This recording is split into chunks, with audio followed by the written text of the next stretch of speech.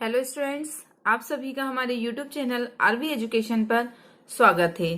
तो स्टूडेंट्स, आज हम पढ़ने वाले हैं शब्द भेद, शब्द विचार, है ना। इसमें हम पढ़ेंगे शब्दों के वर्गीकरण, शब्द के कितने भेद होते हैं, ये सब चीजें हम अपने आज की इस क्लास में पढ़ने वाले हैं। तो आइए हमारी क्लास स्टार्ट करते हैं। शब्द विचार, दो या दो से अधिक वर्णों के सार्थक मेल को शब्द कहा जाता है ना। वर्ण जो होते हैं उनका जो सार्थक मेल होता है उसको क्या कहा जाता है, उसे शब्द कहा जाता है। जैसे घर, किताब, शाला आदि, है ना। वर्ण वर्ण कौन कौन से होते हैं, जैसे घा प्लस रा, ये अलग अलग वर्ण है। इनका क्या होगा, एक सार्थक मेल बनेगा तो बनेगा घर। इनके सार्थक मेल को क्या कहा जाता है, शब्द कहा जाता है। चलिए, जैसे घर, किताब, शाला आदि। शब्द के दो भेद होते हैं। जो शब्द होता है उसके दो भेद होते हैं, एक होता है सार्थक और दूसरा होता है निरर्थक। चलिए, हम इन सार्थक और निरर्थक को थोड़ा डिटेल में पढ़ते हैं। सार्थक शब्द कौन से होते हैं, वह शब्द जिसका अर्थ होता है ना। वह शब्द जिसका अर्थ होता है, क्या होता है, अर्थ होता है, वह सार्थक शब्द कहलाते हैं। जैसे पुस्तक, लड़का, घर, किताब आदि। व्याकरण में सार्थक शब्दों का अध्ययन किया जाता है। नोट पॉइंट है, आप लोग इसे नोट कीजिए। व्याकरण में सार्थक शब्दों का अध्ययन किया जाता है। सार्थक शब्द में क्या होता है, जिसका अर्थ होता है ना, जिसका अर्थ होता है। चलिए, निरर्थक देख लेते हैं। वह शब्द जिसका कोई अर्थ नहीं होता, जिसका कोई अर्थ नहीं होता। सार्थक में अर्थ होता है लेकिन निरर्थक में जिसका कोई अर्थ नहीं होता, वह निरर्थक शब्द कहलाते हैं। चलिए, इसका नोट पॉइंट क्या है, निरर्थक शब्द केवल सार्थक शब्दों के विस्तार में सहयोग करते हैं। आप लोग ध्यान रखिएगा कि जो निरर्थक शब्द होते हैं वो क्या सार्थक शब्दों के विस्तार में क्या करते हैं, सहयोग करते हैं। चलिए, निरर्थक का उदाहरण देख लीजिए। जैसे घर बार, है ना, कपड़ा लत्ता, चाय वाय, पानी वानी आदि। ये सारे शब्द क्या होते हैं, निरर्थक होते हैं। और सार्थक शब्द होते हैं जिनका कोई अर्थ होता है। जैसे पुस्तक, किताब, घर, लड़का, ये सब शब्द जो होते हैं वो होते हैं सार्थक। और निरर्थक में घर बार, कपड़ा लत्ता, चाय व पानी वानी, ये सब निरर्थक शब्द कहलाते हैं। चलिए, अब हम आगे पढ़ते हैं। शब्दों के वर्गीकरण के आधार पर विभिन्न भेद होते हैं, है ना। शब्दों के वर्गीकरण के आधार पर इसके भिन्न भेद होते हैं। चलिए, हम भेद देख लेते हैं। जैसे व्युत्पत्ति, रचना, बनावट। कौन कौन सा, व्युत्पत्ति, रचना, बनावट के आधार पर शब्द के तीन भेद होते हैं। अच्छा, शब्दों के वर्गीकरण के आधार पर जो भेद होते हैं वो कौन कौन से होते हैं, हम डिटेल में पढ़ेंगे।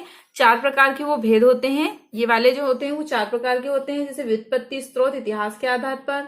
व्युत्पत्ति, रचना, बनावट के आधार पर होते हैं। रूप, प्रयोग के आधार पर होते हैं और अर्थ के आधार पर होते हैं। इस प्रकार के शब्दों के जो वर्गीकरण होते हैं वो 4 प्रकार से होते हैं। तो उसमें हम पहला वर्गीकरण पढ़ने वाले हैं, व्युत्पत्ति, रचना और बनावट के आधार पर शब्द के 3 भेद।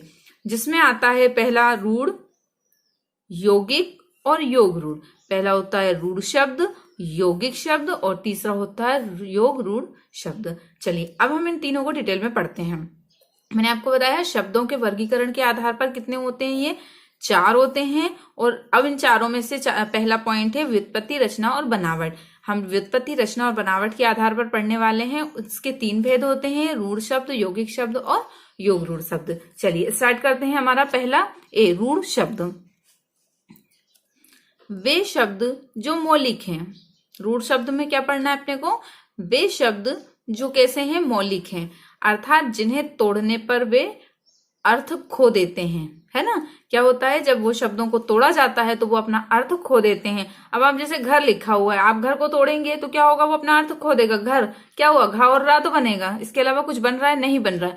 वे शब्द जो मौलिक हैं अर्थात जिन्हें तोड़ने पर वे अपना अर्थ खो देते हैं, वे शब्द रूढ़ शब्द कहलाते हैं। जैसे पुस्तक, घर, शाला आदि।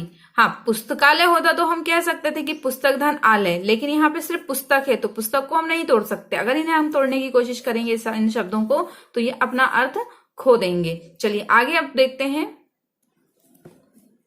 बी, यौगिक। अभी हमने क्या पढ़ा था,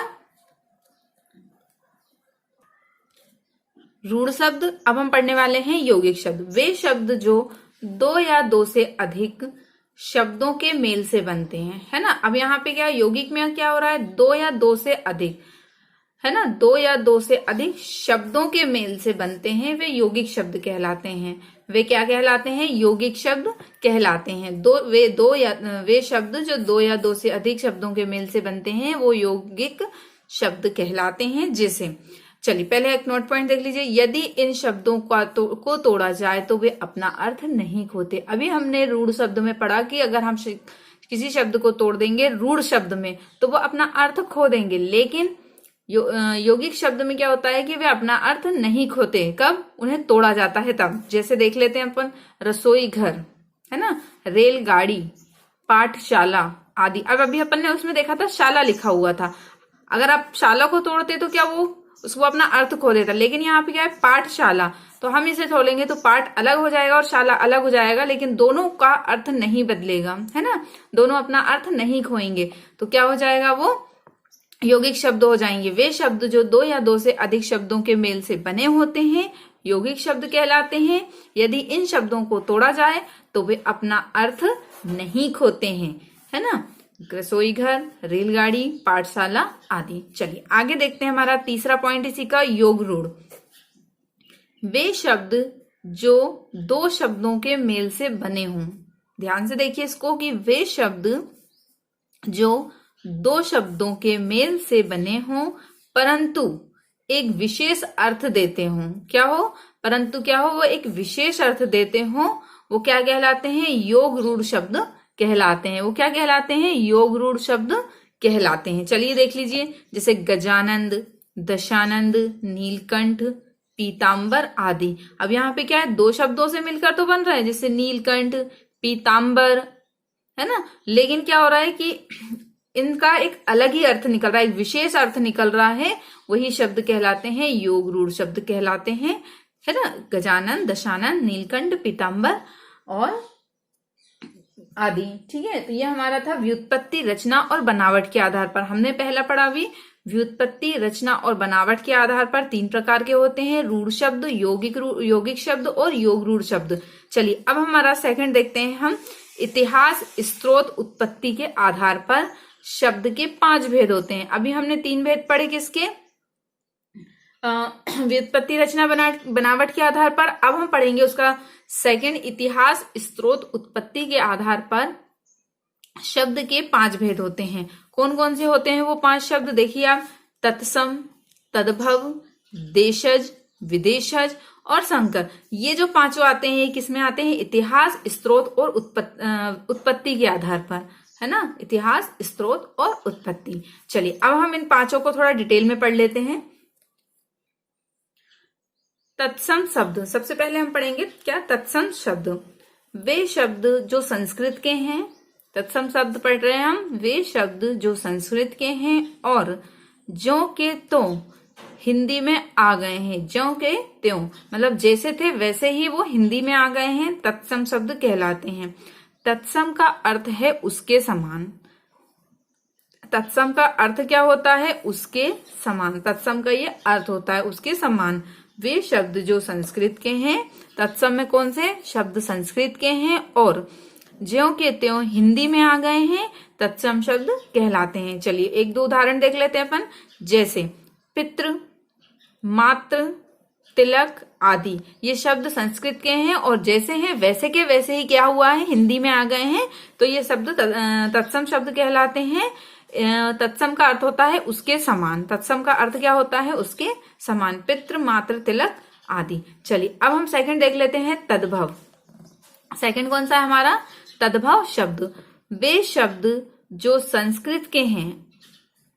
ध्यान से देखिएगा, तत्सम में संस्कृत के हैं लेकिन वैसे के वैसे वो हिंदी में आ गए, लेकिन अब हम तद्भव में देखेंगे कि वे शब्द जो संस्कृत के हैं, तद्भव भी कैसे हैं, संस्कृत के हैं और परिवर्तित होकर हिंदी में आ गए। अभी क्या यहाँ पे संस्कृत के शब्द थे, इनमें परिवर्तन हुआ तो वो किस में आ गए, हिंदी में आ गए हैं, वो कहलाते हैं तद्भव शब्द।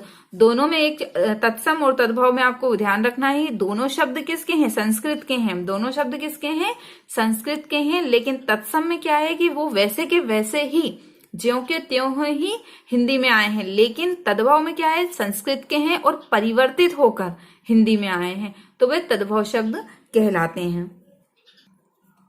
जैसे पिता, माता, टीका आदि। संस्कृत के ज्यों के त्यों आए थे तब अपन ने क्या पढ़ा था, पितृ मात्र, है ना। लेकिन अब यहाँ पे क्या, ये परिवर्तित होकर तद्भव में परिवर्तित होकर आए हैं, किसमें, हिंदी में आए हैं, इसलिए पितृ का हो गया पिता, मातृ माता, ऐसे करके टीका, ये उसमें हिंदी में आ गए हैं। तो ये हमारे कौन से थे, तद्भव शब्द। चलिए अब हम पढ़ लेते हैं हमारा सी देशज शब्द। देशज शब्द कौन कौन से होते हैं, हम ये देख लेते हैं। वे शब्द जो किसी वर्ग, समुदाय या बोली के हैं। किस किस के हैं, या तो वह वर्ग के हैं, समुदाय के हैं या बोली के हैं, और लेखक के कारण, किसके, लेखक के कारण हिंदी में आ गए हैं। लेखक के कारण हिंदी में आ गए हैं, देशज शब्द कहलाते हैं। देशज शब्द कहलाते हैं कौन से, वर्ग, समुदाय या बोली के हैं और लेखक के कारण वे हिंदी में आ गए हैं। चलिए देख लेते हैं। लोटा, पगड़ी, थैला, पेट, ये शब्द जो हैं वो किसके हैं, किसी वर्ग के हैं, समुदाय के हैं या किसी बोली के हैं। लेकिन क्या हुआ है, इनमें क्या हुआ है, ये लेखक जो है, लेखक के कारण क्या हुआ है, ये हिंदी में आ गए हैं। तो ये कहलाते हैं देशज शब्द। चलिए अब हम देख लेते हैं विदेशज शब्द कौन कौन से होते हैं। वे शब्द, विदेशज है ना, वे शब्द जो विदेशी भाषा के हैं, है ना। विदेशज शब्द कैसे हैं, विदेशी भाषा के हैं, परंतु आवश्यकता एवं सुविधा के अनुसार। अब यहाँ पे क्या है, आवश्यकता और सुविधा, है ना। आवश्यकता एवं सुविधा के अनुसार हिंदी में आ गए हैं, ठीक है। जैसे देख लीजिए बोर्ड, लालटेन, डॉक्टर आदि, ये सब शब्द क्या है, ये सभी शब्द विदेशी भाषा के शब्द हैं, परंतु क्या हुआ है, अपनी आवश्यकता और सुविधा के अनुसार इसे हिंदी में ये आ गए हैं, ठीक है। बोर्ड, लालटेन, डॉक्टर आदि। चलिए अब हमारा देख लेते हैं लास्ट से संकर या मिश्रित शब्द। चलिए कौन कौन से, संकर या मिश्रित शब्द। वे शब्द जिनका निर्माण तत्सम, तद्भव, देशज, विदेशज। देखिए ध्यान से कि वे शब्द जिनका निर्माण तत्सम, तद्भव, देशज और विदेशज, ये हम चारों अभी पढ़ चुके हैं, में से किन्हीं दो के मेल से हुआ है। कौन कौन से, तद्भव, देशज और विदेशज, जो हम अभी पढ़ चुके हैं, उनमें से चारों में से बताना है कि इन चारों में से किसी दो के मेल से, है ना, किन्हीं दो के मेल से हुआ है, ये संकर या मिश्रित शब्द कहलाते हैं। जैसे रेलगाड़ी, टिकट, घर, दोनों शब्द मतलब किसी भी दो से लिया गया है। वे शब्द जिनका निर्माण, इनमें से किसी भी दो से निर्माण हुआ है, वे शब्द, है ना, जिनका निर्माण तत्सम, तद्भव, या तो ये दोनों या ये दोनों, ये दोनों या ये दोनों, इनमें से किसी में से भी किन्हीं दो के मेल से क्या बना है, दो के मेल से यह बना है, वही संकर या मिश्रित शब्द कहलाते हैं। रेलगाड़ी, टिकट, घर आदि, ठीक है। तो स्टूडेंट्स अभी हमने क्या पढ़ा, हिंदी में शब्दों के वर्गीकरण दो प्रकार से हम ये वर्गीकरण पढ़ चुके हैं। अभी हमारे दो प्रकार के वर्गीकरण और बाकी हैं, रूप और प्रयोग के आधार पर और अर्थ के आधार पर। ये रूप और प्रयोग के आधार पर या अर्थ के आधार पर स्टूडेंट्स हम हमारे अगले वीडियो में ये दोनों प्रयोग पढ़ेंगे। तो स्टूडेंट्स अभी आप अगला वीडियो जरूर देखें, ताकि आपको आने वाली दोनों वीडियो में जो हमारे प्रयोग और रूप और प्रयोग के आधार पर जो शब्द के प्रकार हैं वो, और अर्थ के आधार पर जो प्रकार हैं, आपको अच्छे से समझ में आएंगे। तो स्टूडेंट्स आपको हमारा आज का ये वीडियो कैसा लगा, अगर वीडियो पसंद आया है तो लाइक कीजिए, शेयर कीजिए। जिन्होंने चैनल को सब्सक्राइब नहीं किया है वो चैनल को सब्सक्राइब करना ना भूलें। और इसके बाद नेक्स्ट वीडियो जो हमारा शब्द भेद का है, उसमें इसके आगे का आएगा, तो आप लोग वो जरूर देखें। आप सभी का बहुत बहुत धन्यवाद।